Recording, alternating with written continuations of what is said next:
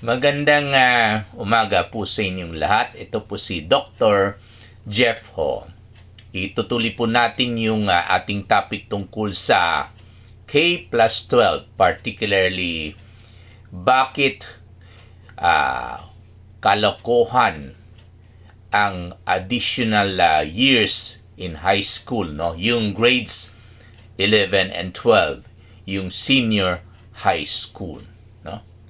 Okay, so nabanggit ko na po kahapon na yung ibang bansa, hinahire po nila yung ating professionals noon pa.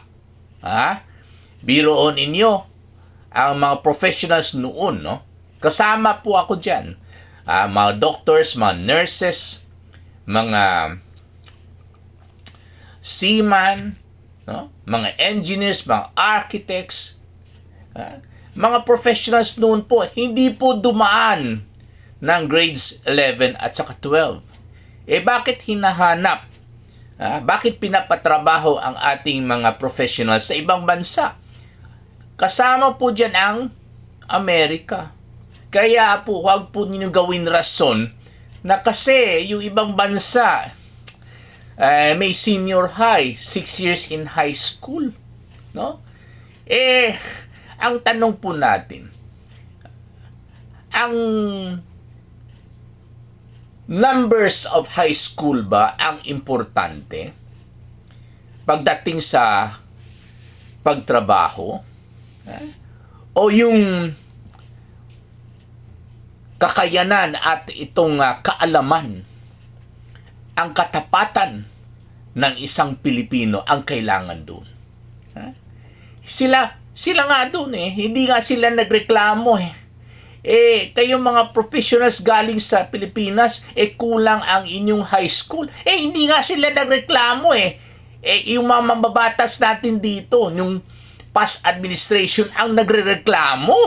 Ano ba yan? Pwede ba?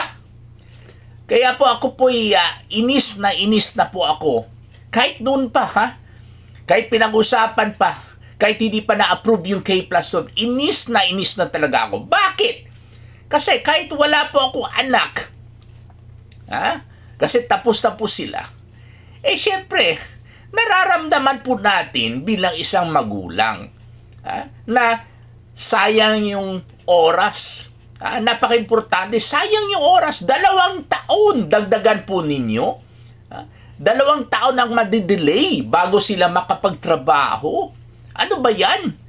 Bukod sa pera, napakahirap hanapin. So, ang masasabi ko lang po, wala po kayong konsyensya. You don't really feel for the masses. Hindi lang yan. Wala po kayong common sense. Dahil, nabanggit ko na po, kung yung ibang bansa, hinihire yung ating mga professionals kahit 4 years in high school, pero tapos na po sa college, kayo pa magsabi na kailangan magdagdag ng 2 years ng high school. Nasaan po yung common sense po ninyo? At ibig sabihin ba, lahat mga mangguguro natin dito ay kulang po yung kanilang knowledge para magturo sila sa elementary at high school? At sino ba talaga hinire ninyo para magturo ng grades 11 and 12? Di ba? Yung mga teachers na nakatapos po sa previous curriculum natin na 4 years in high school lamang. Huwag mo sabihin na kulang po yung kanilang knowledge para magturo sa grades 11 and 12. Bakit sila nagtuturo? Di ba? Nag-hire pa po tayo ng foreign teachers na nakatapos ng 6 years in college sa ibang bansa. Hinari po ba natin para magturo sa ating mga estudyante dito? Para makaumpisa po tayo ng yung bagong curriculum natin na 6 years in high school? Hindi naman po, di ba? Ang nagtuturo pa rin po yung mga guro na nakapagtapos ng kahit 4 years in high school lamang. Ano ba yan? Diba? Huwag mong sabihin na kulang ang aming kaalaman. Paano kami maging doktor? Paano kami maging nurses? Or engineer, or arkitekto, or midwives, or seaman? Kung talagang kulang po yung aming high school, yung number of years in high school, ano ba yan? Pwede ba? Tigilan na po natin ito. Tigilan na po natin yung grades 11 at saka 12. Kasi hindi po talaga kailangan ng mga estudyante natin ngayon. Ang kailangan po nila, yung kolehiyo, yung college degree. At ito po isa sa mga plataforma po natin. No? Pag tayo po ay makarating doon sa pinakataas, meron po tayo 40 na platforms, 40 na platforms, at pang-5 platform po ito, education platform. Alisin po natin yung grades 11, 12. Dagdagan po natin, hindi lang hanggang college, no? Dagdagan natin mang kurso sa mga state colleges, universities. Bukod dyan, dagdagan po natin ng masteral degrees at saka yung doctorate degrees. I-offer po natin dapat yan sa mga state colleges and universities.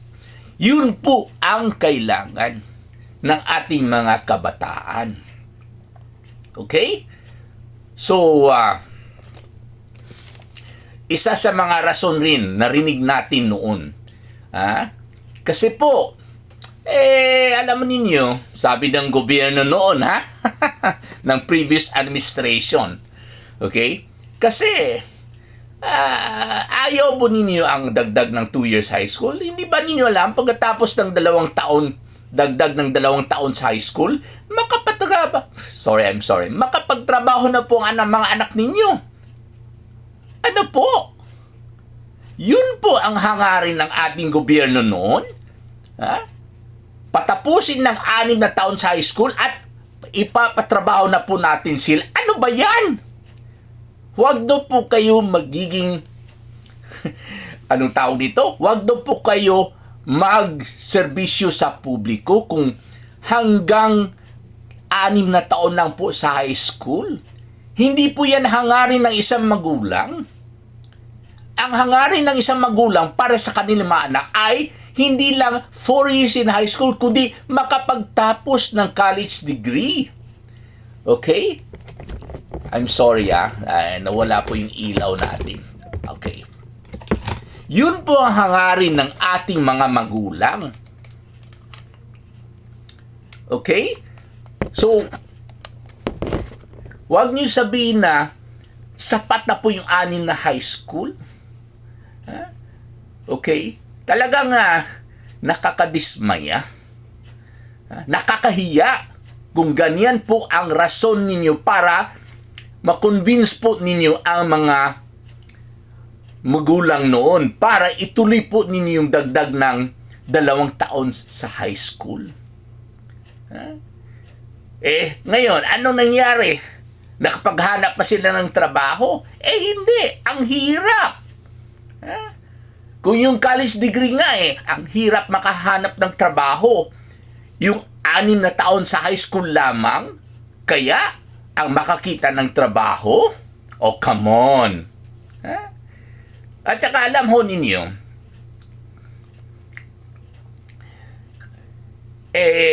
kinakapitalize po ito ng mga employers ngayon. Okay?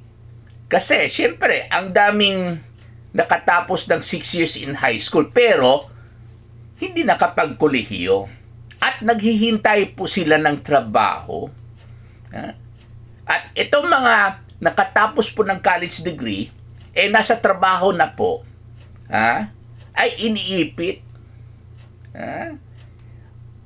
Ang sweldo, kulang, below minimum. Yung iba, minimum nga, pero 10 taon na hanggang minimum pa rin. Samantala, ang presyo ng mga basic commodities nag-i-increase. Paano po maka-survive ang pamilya? No? So, ang nangyari ngayon, syempre, yung mga employers, sabihin nila mga empleyado nila na college degree, sige, magreklamo kayo, umalis ka na lang kayo doon. Umalis na lang kayo sa trabaho. Ang total, ang dami naman mga senior high graduate ang naghihintay ng trabaho at pwede naman sila pumalit sa inyo.